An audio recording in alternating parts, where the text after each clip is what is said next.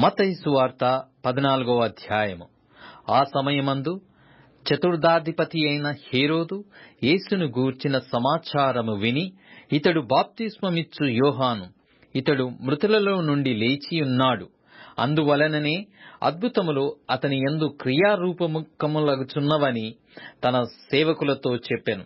ఏలయనగా నీవు నీ సోదరుడైన ఫిలిప్పు భార్యయగు హెరోదియను ఉంచుకొనుట న్యాయము కాదని యోహాను చెప్పగా, హేరోదు ఆమె నిమిత్తము యోహానును పట్టుకొని బంధించి చెరసాలలో వేయించియుండెను. అతడు ఇతని చంపగోరెను గాని జనసమూహము ఇతనిని ప్రవక్తయని ఎంచినందున వారికి భయపడెను. అయితే హేరోదు జన్మదినోత్సవము వచ్చినప్పుడు హెరోదియ కుమార్తె వారి మధ్య నాట్యమాడి హేరోదును సంతోషపరచెను గనుక ఆమె ఏమి అడిగినను ఇచ్చెదనని అతడు ప్రమాణపూర్వకముగా వాగ్దానము చేసెను. అప్పుడామె తన తల్లి చేత ప్రేరేపింపబడినదై బాప్తిస్మమిచ్చు యోహాను తలను ఇక్కడ పల్లెములో పెట్టి నాకిప్పించుమని అడిగెను. రాజు దుఃఖపడినను తాను చేసిన ప్రమాణము నిమిత్తమును తనతో కూడా భోజనమునకు కూర్చున్న వారి నిమిత్తమును ఈయన ఆజ్ఞాపించి బంట్రౌతులను పంపి చెరసాలలో యోహాను తల గొట్టించెను. వాడతని తల పల్లెములో పెట్టి తెచ్చి ఆ చిన్నదానికిచ్చెను. ఆమె తన తల్లి యొద్దకు దాన్ని తీసుకుని వచ్చెను.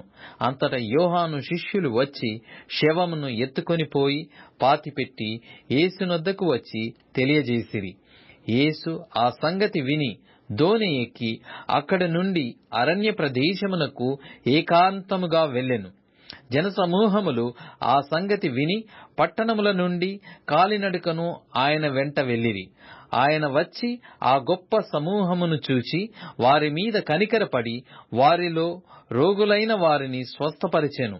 సాయంకాలమైనప్పుడు శిష్యులు ఆయన యొద్దకు వచ్చి, ఇది అరణ్య ప్రదేశము, ఇప్పటికే ప్రొద్దుపోయెను. ఈ జనుల గ్రామములోనికి వెళ్లి భోజన పదార్థములు కొనుక్కొనుటకై వారిని పంపివేయుమని చెప్పిరి. యేసు, వారు వెళ్ళనక్కరలేదు, మీరే వారికి భోజనము పెట్టుడని వారితో చెప్పగా, వారు ఇక్కడ ఉన్న మన యొద్ద 5 రొట్టెలను 2 చేపలను తప్ప మరేమీ లేదని ఆయనతో చెప్పిరి. అందుకాయన వాటిని నా యొద్దకు తెండని చెప్పి పచ్చిక మీద కూర్చుండుడని జనులకు ఆజ్ఞాపించి ఆ 5 రొట్టెలను 2 చేపలను పట్టుకొని ఆకాశము వైపు కన్నులెత్తి ఆశీర్వదించి ఆ రొట్టెలు విరిచి శిష్యులకిచ్చెను. శిష్యులు జనులకు వడ్డించిరి. వారందరూ తిని తృప్తి పొందిన తరువాత మిగిలిన ముక్కలు 12 గంపల నిండా ఎత్తిరి.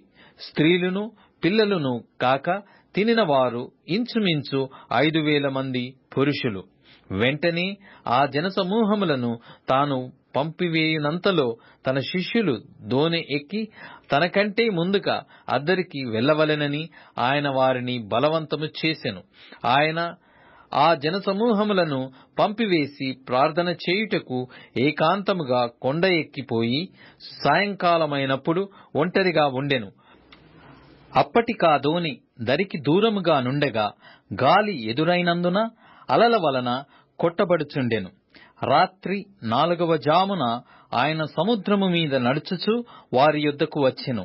ఆయన సముద్రము మీద నడుచుట శిష్యులు చూచి తొందరపడి భూతమని చెప్పుకొని భయము చేత కేకలు వేసిరి. వెంటనే యేసు, ధైర్యము తెచ్చుకొనుడి, నేనే, భయపడకుడని వారితో చెప్పగా, పేతురు, ప్రభువా, నీవే అయితే నీళ్ల మీద నడిచి నీ యొద్దకు వచ్చుటకు నాకు సెలవిమ్మని ఆయనతో అనెను. ఆయన రమ్మనగానే పేతురు దోణి దిగి యేసునొద్దకు వెళ్ళుటకు నీళ్ల మీద నడిచెను గాని గాలిని చూచి భయపడి మునిగిపోసాగి, ప్రభువా, నన్ను రక్షించుమని కేకలు వేసెను. వెంటనే యేసు చెయ్యి చాపి అతని పట్టుకొని, అల్పవిశ్వాసీ, ఎందుకు సందేహపడితివని అతనితో చెప్పెను. వారు దోణి ఎక్కినప్పుడు గాలి అణిగెను. అంతటా దోణిలో నున్నవారు వచ్చి, నీవు నిజముగా దేవుని కుమారుడవని చెప్పి ఆయనకు మ్రొక్కిరి. వారద్దరికి వెళ్లి గన్నేసెరతు దేశమునకు వచ్చిరి.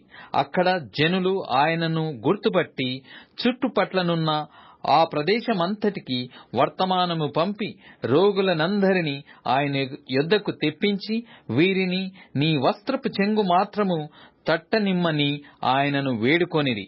ముట్టిన వారందరూ స్వస్థత నొందిరి.